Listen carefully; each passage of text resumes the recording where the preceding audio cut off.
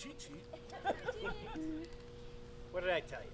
What did I tell you? My story tonight comes from Ireland. It's a story called The Giant's Stairs. The best place to start this story is in the bed of a blacksmith. So, near County Cork. Oh, before I begin, do you guys hear this annoying sound? Yeah. I just wanted to let you know, so do I.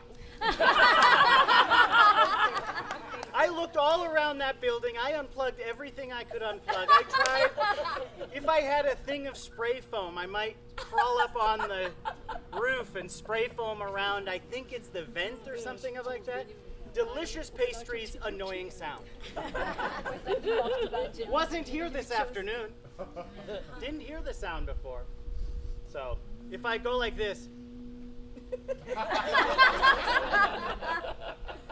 probably because of that sound. So where was I? A blacksmith. A blacksmith.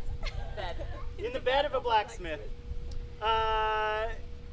This blacksmith was having an anxiety dream, a blacksmith anxiety dream. And what happens in a blacksmith anxiety dream is that he's shoeing a horse. And the horse keeps moving because somebody is on the horse.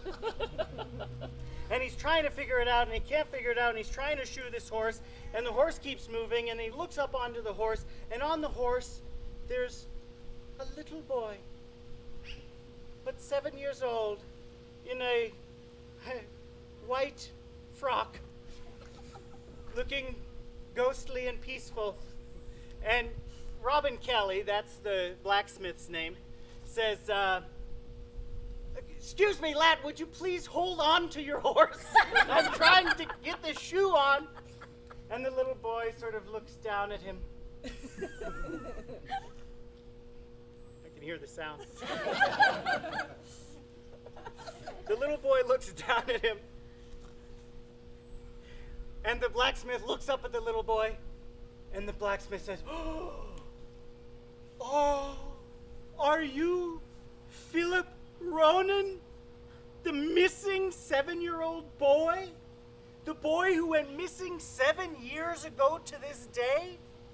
Philip Ronan of the Castle Ronan, right down the village?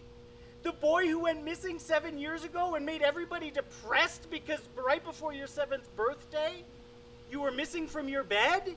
Is that you? Is that you who they looked for an hour crying, for a week moaning, for a month silent? Is that you, Philip Rynan?" And the little boy said, "'Tis I." Philip Rynan, the boy who went missing 7 years ago. I've been kidnapped by a giant and made to work these last 7 years in his blacksmith's shop. It's not fun. The giant has captured me 7 years ago. Tonight is the last night you have to be able to come and save me. If you can, come to the giant's steps, look for the light at midnight, bring with you a plowshare. He's a blacksmith. He knew what it was. A big piece of metal. And you can rescue me. If you know who I am, you can rescue me. And remember, this is a dream. The blacksmith is like, "Great. Good. I'm glad. This sounds incredible, but how do I know this isn't just a crazy blacksmith dream?" And in that moment, the horse reared up and kicked the blacksmith so hard in the face that he went flying out of his bed across the floor. He got up, he looked in the mirror, he saw a giant red mark from the horse's hoof, and he said, "That was more than just a dream. I better go." So he had until dawn, let's say, to go and save this boy. So he kind of like washes his face, he shakes it off. He's going to go down to the giant steps, which are only accessible by sea. So he runs down to his friend Tom's house. Tom's got a boat. He thought, oh no, I almost forgot. He ran back up to his house. He got the plowshare, got that, runs back down to Tom's house, bangs on Tom's door. Tom, you gotta wake up. I need your help, man. You gotta wake up. Tom comes out. Yes? There's Robin Kelly with his plowshare with a horseshoe ring on his face. Says, I need your boat, man. I gotta get to the giant steps tonight. I'm gonna save a little boy. I need your boat. Tom says, oh yeah, you can borrow the boat. I'm gonna come with you though. Let's do this together. I think that's probably for the best. So they get out of they get the boat out, all the boat stuff. I don't know boat stuff. They put the boat things out or in, whatever you do. They drag the boat out. They're in the water. He's got his plowshare with him. Because that's what the boy said to bring. And they row furiously out. It's almost midnight, they think. They didn't have clocks. They row out. He's like, I hope we're on time. They go out. It's like this. Massive cliff face. Huge. They row up to it. Oh. They're looking for the light. There's no light. It gets quiet. They can hear the sound.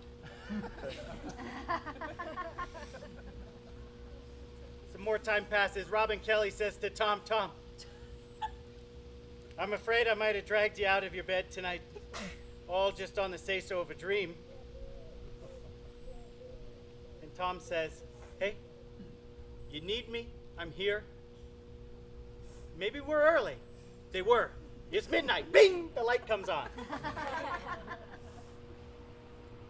Tiny little light way up high. Robin Kelly says, keep the boat here. I'll be back as soon as I can. He climbs up the side of this cliff, following the light, got the plowshare, all the way up, face is sore. It's dark, dreary, oily black rocks.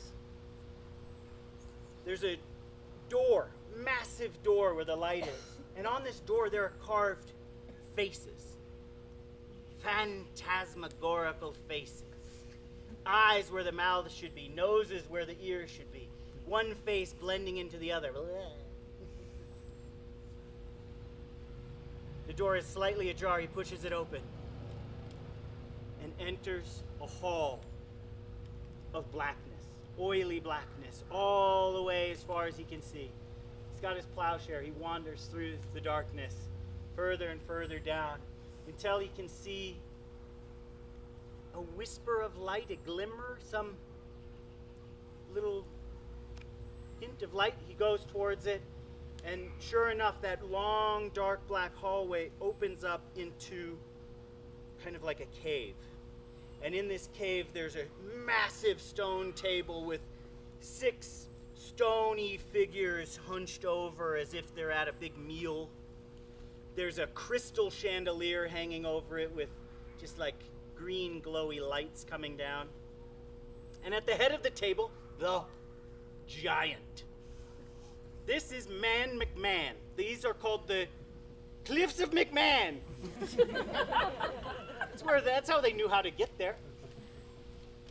And this giant has got an iron cloak that reaches down to the floor. His beard and hair have grown into the stone table. And when Robin Kelly comes to the door, the giant hears him and lifts his great head up off the table. Shards of rock break and fall to the ground. The iron squeaking. His cloak is squeaking. It's made out of iron. Squeaks as he stands up. His eyes glow dim.